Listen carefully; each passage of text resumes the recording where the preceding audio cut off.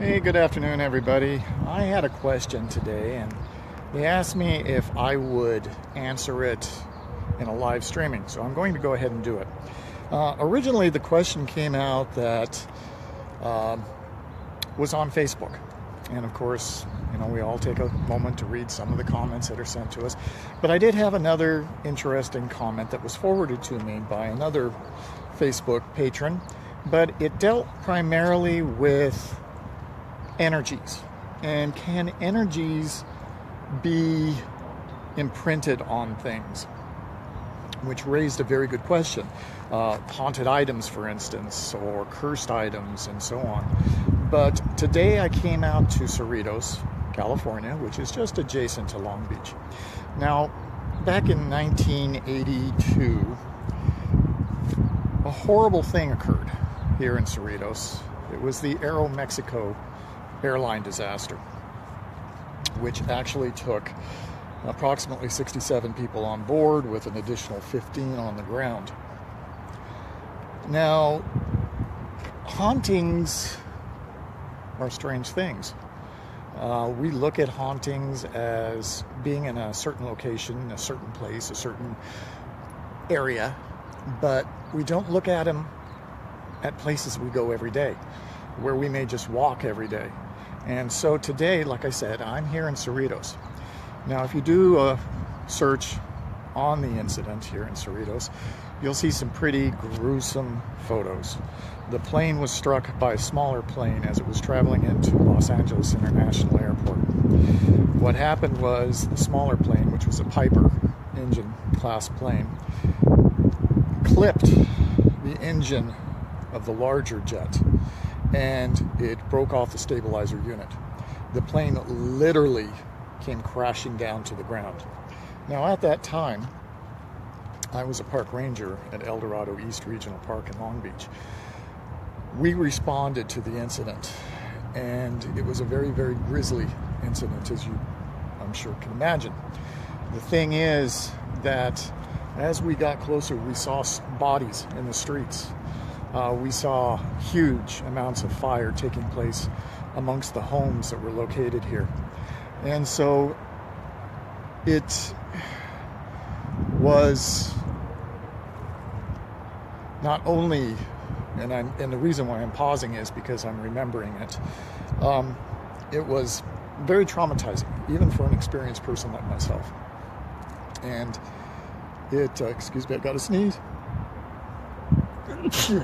And for those that said bless you, thank you. It was a very grisly element. There was one body of an older woman, an older Hispanic woman, that was in the trees in her seat, and she looked like she was just sleeping. She was the only intact body amongst the wreckage. All the other ones were just bits and pieces. And so from the air you would see all these tarp pieces. Unfortunately, most of the people that were killed on the ground were killed by the jet slamming into the homes and destroying them and setting them afire. I'm going to switch the view here of the camera. If it works. There we go. This is the same street. This house right here was rebuilt. This house was destroyed along with all of these homes along the way here. This entire area was strewn with bodies and strewn with wreckage. There is a memorial here. That's the only telltale sign that something took place. And so, as we walk down here, you can see it looks just like an average, normal home. Community. Nothing different, nothing strange. People walking down the street. But again, this home was completely obliterated. The one behind it was obliterated. And these people, they don't really like to talk about what happened here back in '86. I don't blame them. Most of the people are gone. There are still a few residents that still live here, but they live mostly off to the north area here as well as to the south. So if you look here at the south, you can see the one house down at the end. The one next to it to the right was partially burned. The one next to it was destroyed. This one was destroyed, and so is this one. This one was partially. This one was completely. That one was completely.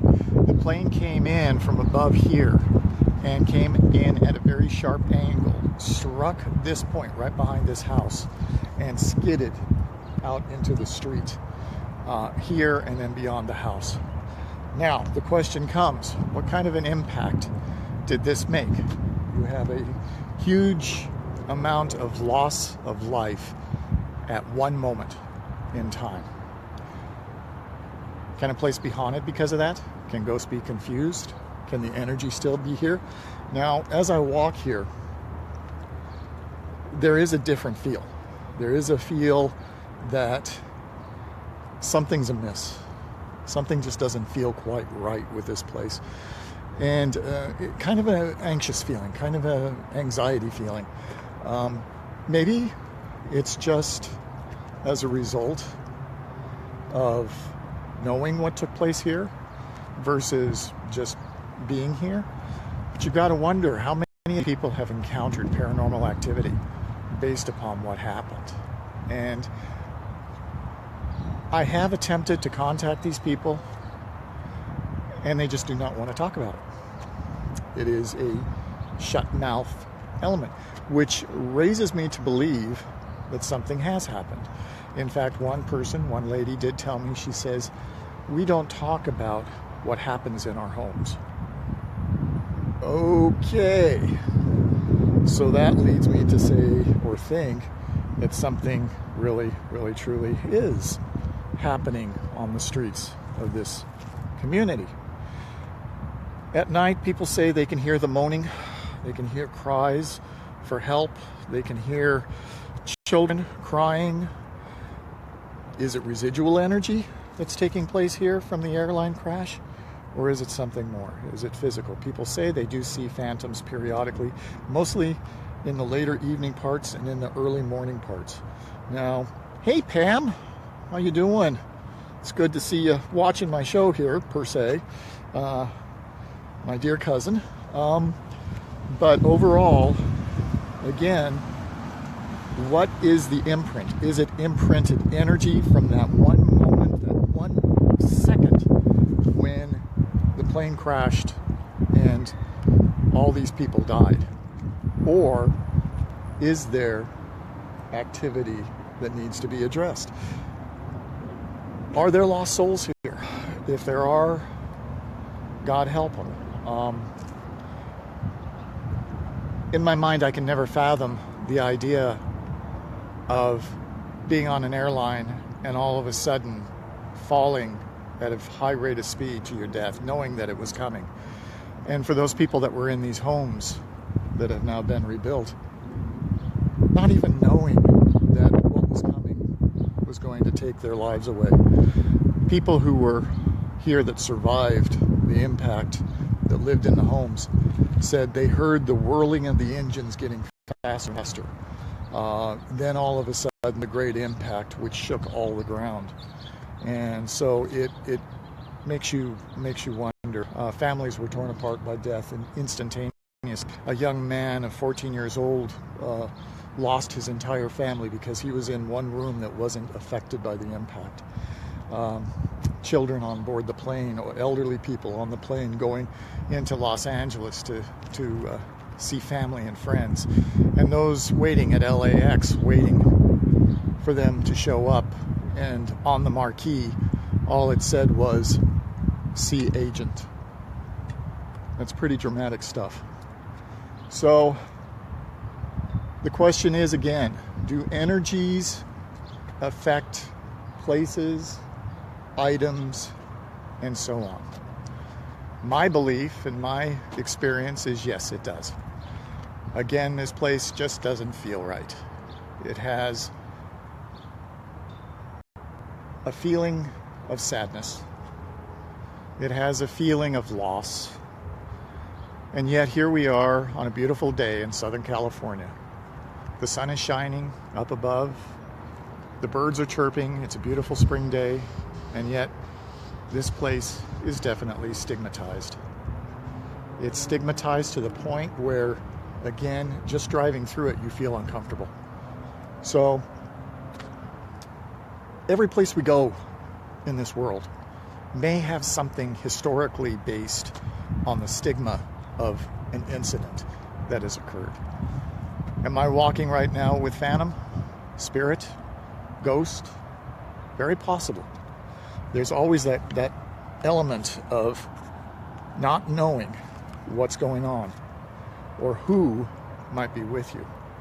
So it's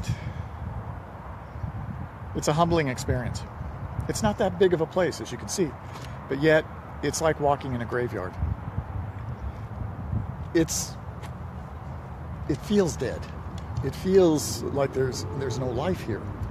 And again, it could just be my imagination. It could be something that, say, for instance, because again, like I know the location, I know what's happened here. I was a part of it, as I said. When the incident took place, I was a ranger. I had to respond to this horrible, horrible location with every emergency unit around in Orange County and Los Angeles County to assist. And nobody knew quite how to react to this. People were walking around lost, and here you're trying to offer comfort. There were people in their homes that were untouched, and yet they hid inside their closets because they were so traumatized when they came out and saw the carnage that had taken place on this block that they didn't know how to react. They didn't know how to function. So the only thing they could do was go and hide. And we're talking adults. We're not talking children. And so does it impact them? Well, I'm sure it scarred them for the rest of their lives, of course. It would me, and it has to a certain degree. Although I deal with this on a regular basis. I deal with things like this. Being in law enforcement, being in the Park Service, and of course, being a paranormal investigator. But I did want to share this with you. I'm going to start doing more of these little tidbits when I get questions that relate to locations here in Southern California. So if you like it, please let me know. I'll continue to do so. And I will get back to you. And thank you for watching. Take care. If I can turn it off. Hello. There we go.